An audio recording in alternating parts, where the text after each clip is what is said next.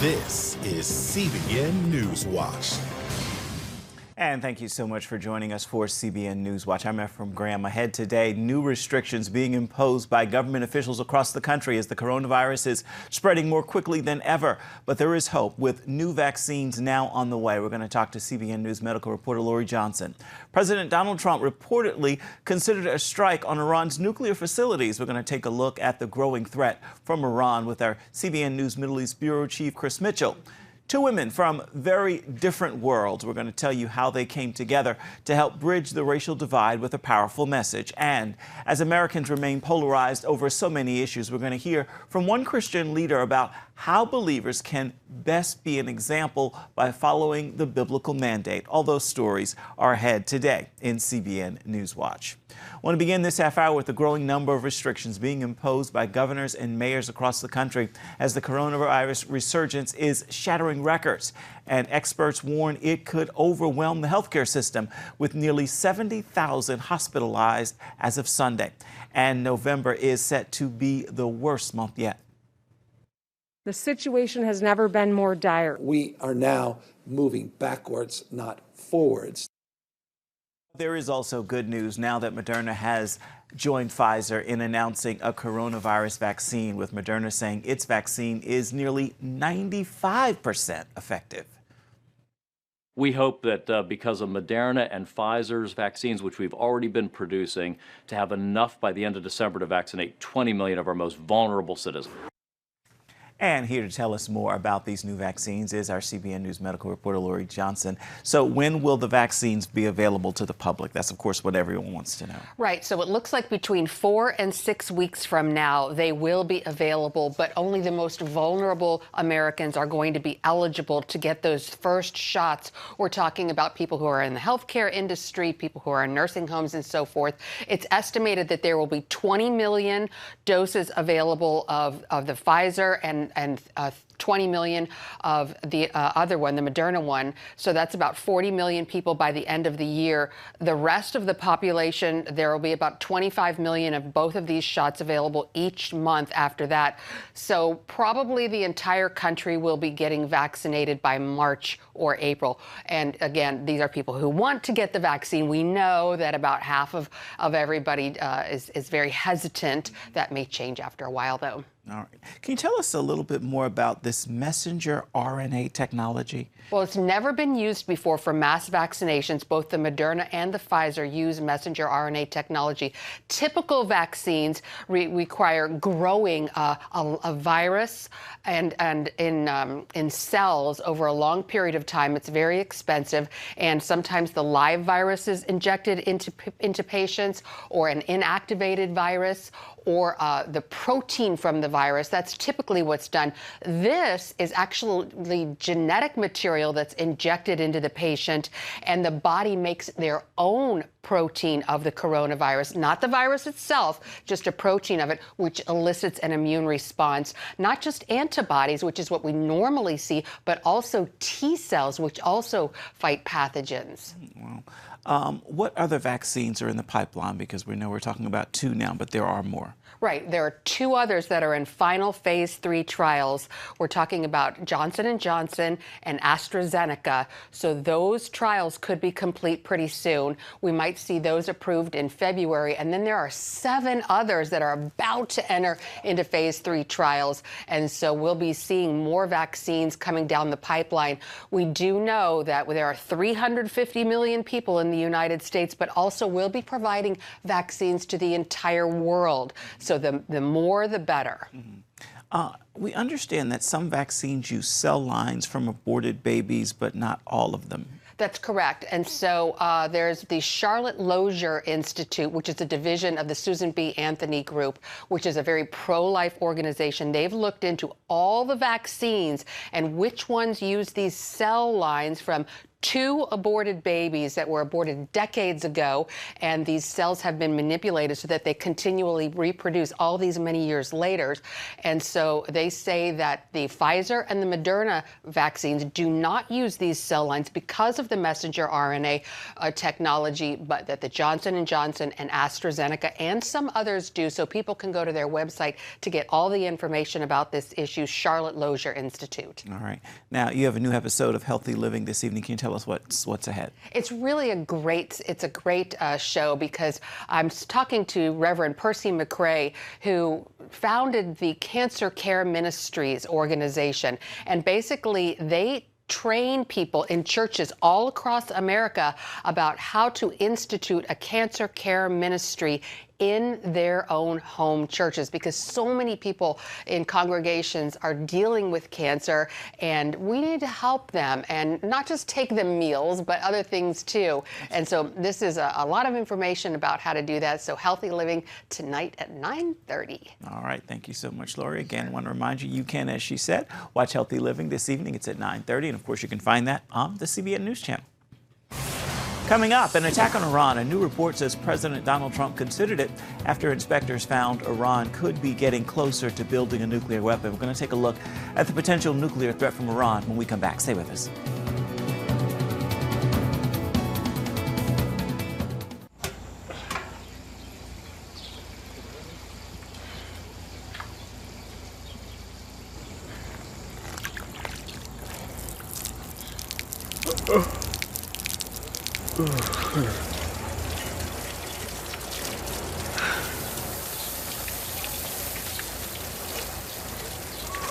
Life is better with a good night's sleep. Get your free DVD or booklet of Protect Your Sleep as the world watches from the outside. It's a big diplomatic tug of war here in the Middle East. Go inside the story with Jerusalem Dateline. Israeli archaeologists are talking about a discovery that could change the thinking about the Temple Mount. Join CBN Jerusalem Bureau Chief Chris Mitchell and get the biblical perspective on the events shaping the world. What starts in Israel then ends up going to other places. Watch Jerusalem Dateline Friday night at 9:30 on the CBN News Channel. Life. It's meant to be lived fully. Jesus said it. I came to give you life. Life to the fullest. Life in your family. Life in your finances. Life in your body, mind, and spirit. Life in your everyday.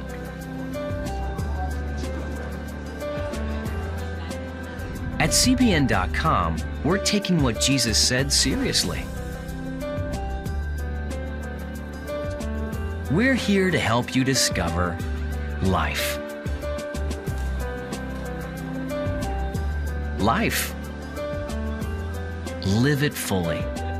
CBN.com.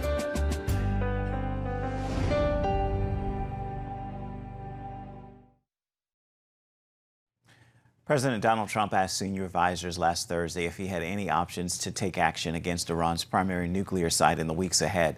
The report comes today from the New York Times, which says the meeting came a day after international inspectors said there was a significant increase in Iran's stockpile of nuclear material. The advisors persuaded the president not to move ahead with the military attack, saying it could turn into a large-scale battle in the final weeks of his presidency. That report last week about Iran's growing stockpile of enriched uranium has many experts concerned the rogue nation is further along in developing a nuclear bomb than anyone suspected. CBN News Middle East Bureau Chief Chris Mitchell brings us the story now from Jerusalem.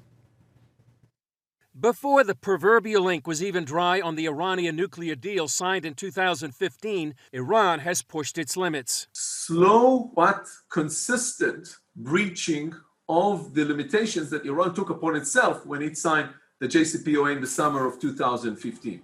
Now, it's doing it step by step. While misbehavior like that led President Trump to pull out of the international agreement, Iran's tactics seem to be working. The most recent report of the UN's International Atomic Energy Agency discovered Iran now has 12 times the amount of low-enriched uranium allowed by the so-called deal. According to the Institute for Science and International Security, Iran's estimated breakout time as of late September 2020 is as short as 3.5 months. That time frame would be early 2021, but that element is just the first of 2 steps towards a nuclear weapon. The other point is how to assemble a nuclear device. It's not the same. How you create the device to start the nuclear reaction. That makes the major question. How long would it take for Iran to have a nuclear bomb? I would say that if Iran decides that it puts away all kind of international respect and oversight considerations and go fast forward, then Iran can become nuclear, fully nuclear, meaning with the ability to put a bomb on a missile, etc., between 3 and 5 years. Well, tonight I'm here to tell you one thing. Iran lied.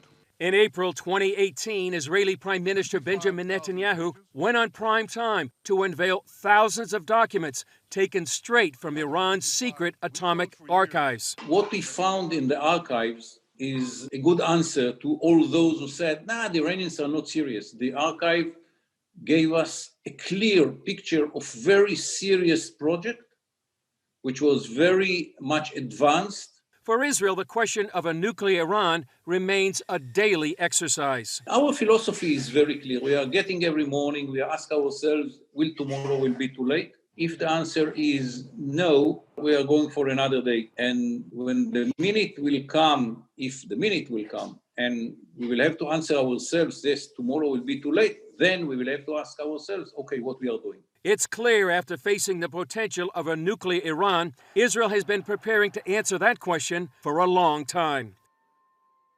And CBN News Middle East Bureau Chief Chris Mitchell joins us now with more. So, Chris, is Israel ready if the U.S. launches a strike, either missile or cyber strike?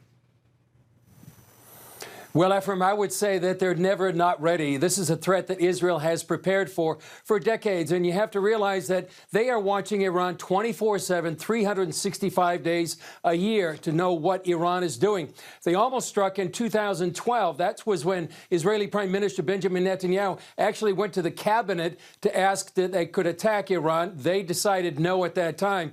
But, you know, they have to have many contingency plans, and the coordination with the IDF and the Pentagon is very close. So if the U.S. decided to attack, Israel would certainly be ready. If Israel launches an attack by itself without the U.S., what form would it take? Well, this is just conjecture, but this is certainly part of what would happen if Israel ever attacked Iran's nuclear facilities. First of all, they'd use their advanced fighters, the F-35I, the F-16Is, and they would actually be able to fly over Saudi airspace. You would have to imagine that with now the Abraham Accords and this rapprochement, this new relationship between the Sunni Arab states in the Gulf. There would likely be cyber attacks, drones, special operations.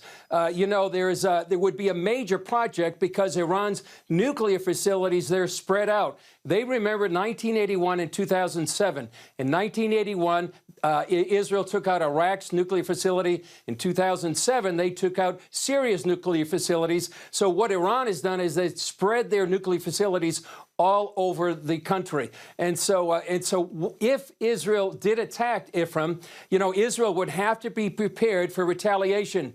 You know, Hezbollah, which is Iran's proxy in the north, has about 150,000 missiles pointed at Israel right now. Hamas in the south has thousands of missiles as well. You would expect that missiles may come from Iran and even drones, because remember, in September of 2019, Iran had a coordinated missile and drone attack on Saudi Arabia's largest oil refining facility. So you would expect that would be a retaliation by Iran and its proxies if Israel ever decided to attack. Aside from military action, how can the U.S. or Israel slow Iran's nuclear program down now? Well, certainly there could be special operations. Just in that report we had, Ephraim, you saw that the Mossad actually smuggled out, Iran's atomic archives. That's an amazing, project by Mossad. Also, Natanz, in July of 2020, this year, there was a spectacular operation as well. Some people are calling it Jewish Ocean's 11. What they did in Natanz is they were able to take explosive into one of the most sensitive Iranian nuclear facilities and blow much of that up. So that was certainly one of the things they're going to do. Also, cyber warfare. We know Stuxnet was a successful cyber warfare attack against many of those centrifuges in Iran. That happened several years ago. And also the economic pressure on Iran is something that helps put pressure, economic pressure, on the regime. It's likely they probably have their own separate budget for the nuclear program, but certainly that puts a lot of pressure on the Iranian regime. And Ephraim, the IAEA report that just came out, it's just the latest sign that this situation is the most dangerous, not only in the Middle East, but I would expect the world as well. So, right now, we actually are talking about the possibility. We talked about that in 2008 when President Bush at the time was going to be going out of office, but we'll see what happens right now. All right, one to watch indeed. Chris Mitchell, thank you so much for your time. Still ahead, here at home, two women, each from a different world, who come together with a powerful message to bridge the racial divide. We're going to share their story right after this.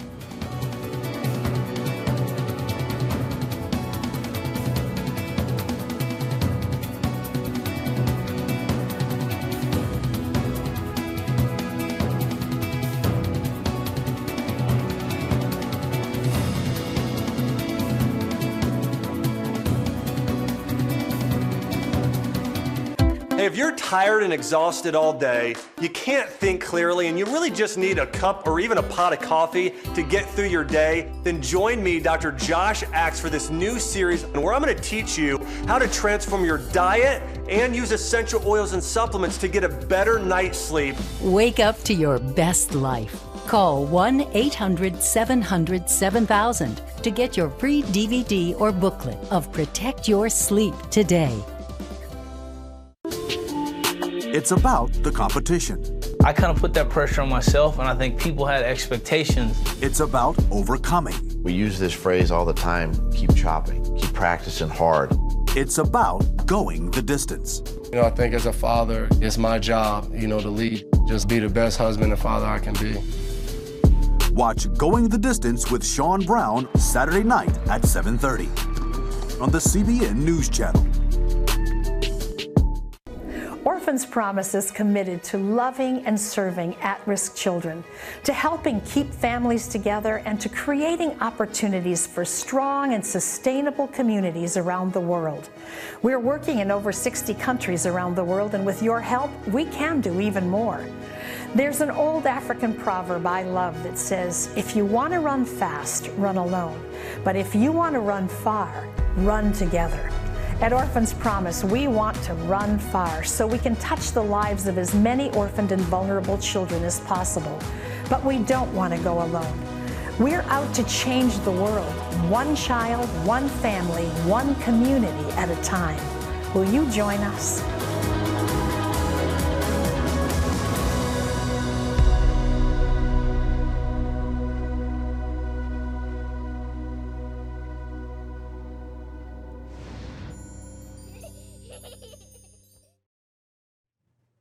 Two women, two vastly different worlds. These unlikely friends have come together to bridge the racial divide with a powerful message inspired by a dream. Charlene Aaron brings us their unique story of sisterhood. In this time when racial tensions are high, a recent Gallup poll found that the perception of white-black relationships has fallen to a new low, with less than half of the country rating it as good. Now, two women from different cultures and backgrounds hope their relationship will point the way to understanding and healing. Alveda King, niece of civil rights icon Dr. Martin Luther King Jr., and Ginger Howard, a Republican National Committee woman, share a passion for moral and social justice. Meeting a few years back, the women quickly formed a bond of sisterhood, often spending time at each other's homes and shopping together. They never thought about writing a book about racial reconciliation in America until about 2 years ago. I had a dream one night that she and I wrote a book on racial reconciliation. I called her, left her a message. She called me back. I told her about my dream.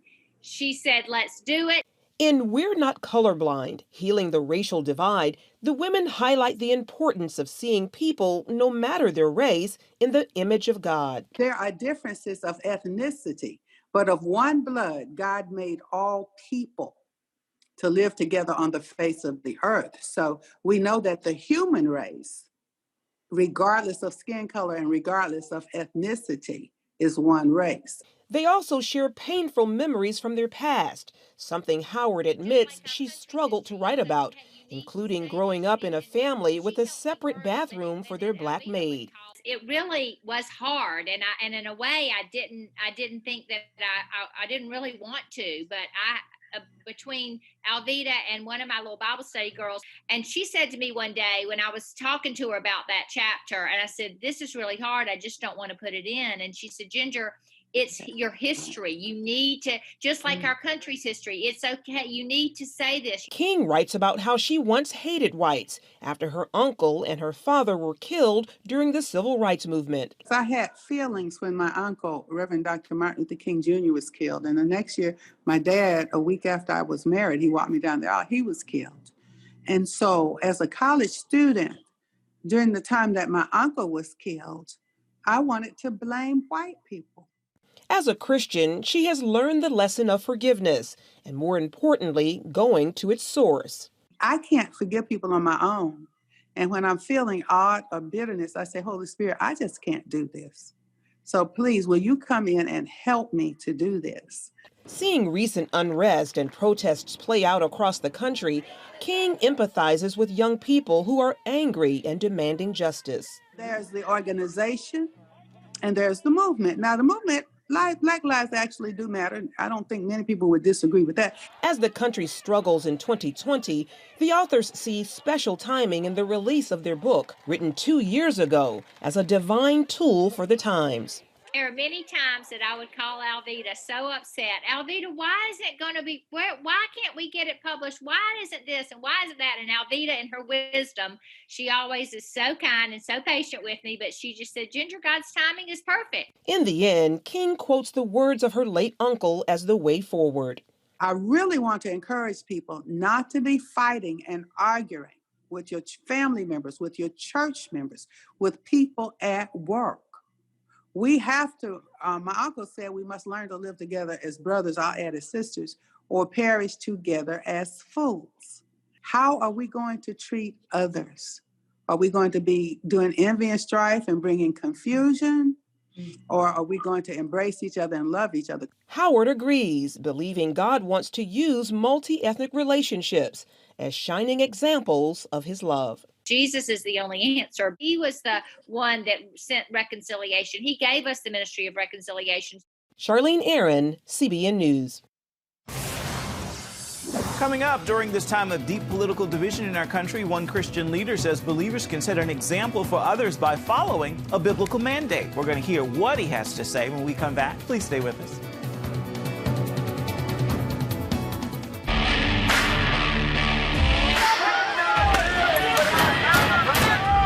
Having sex before you marry is a bad idea. Don't tell me there's no such thing as gun violence. That just depends on your definition of when life begins. Watch Dan and Dale tackle trending topics that test your faith on the next Faith Wire, Monday night at 9:30.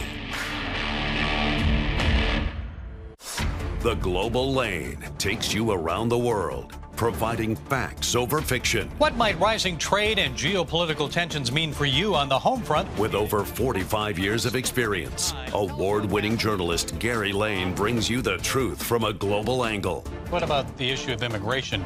World news analysis you won't see anywhere else. And it's all right here on the Global Lane. Watch The Global Lane, Thursday night at 9:30.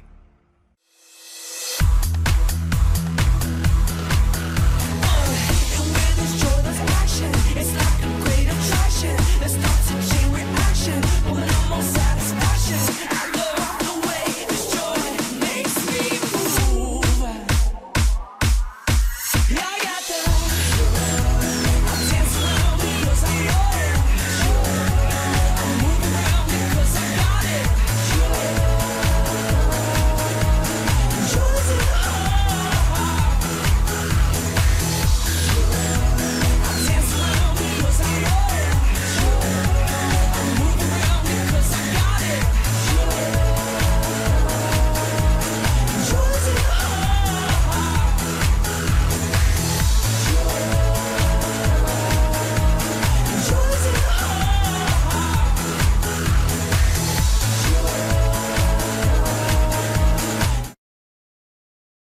It has the power to influence weight loss, boost your immune system, and improve brain function. We've seen an explosion of data on the role of the gut microbiome in health. The free Build a Better Gut booklet reveals the latest information about the gut microbiome. You'll discover how your gut affects the rest of your health. The gut microbiome has been linked to depression and cancer and heart disease. Learn how to build a stronger, healthier gut. The microbiome, if it's in good composition, are really protecting us all the time from more invasive things. Get the Build a Better Gut booklet, free from the Christian Broadcasting Network.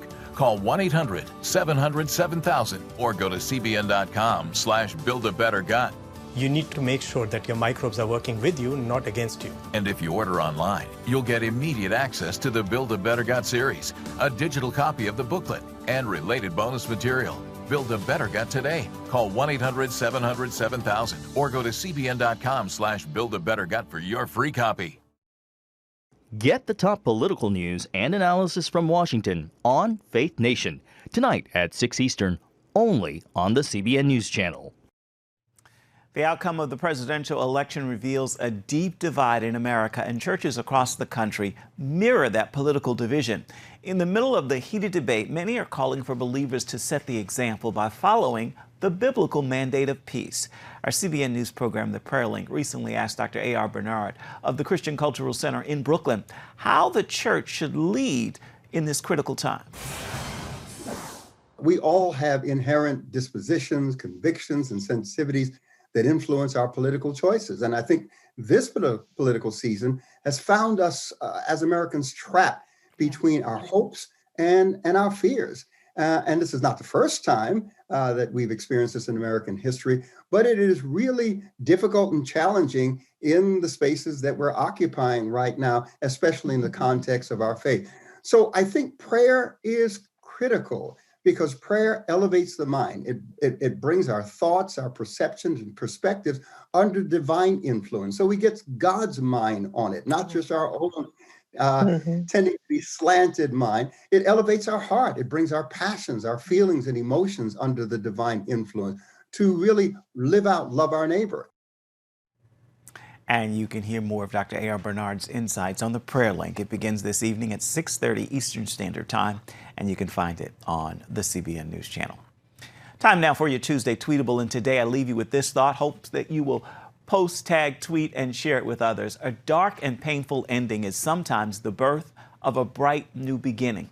It's all in your perspective, and this is a great day to look ahead to all the wonderful things yet to come. We've seen many things in recent months and much of the year die and end. Still, there are many things that are only just beginning. With that word, make today a terrific Tuesday and do it on purpose.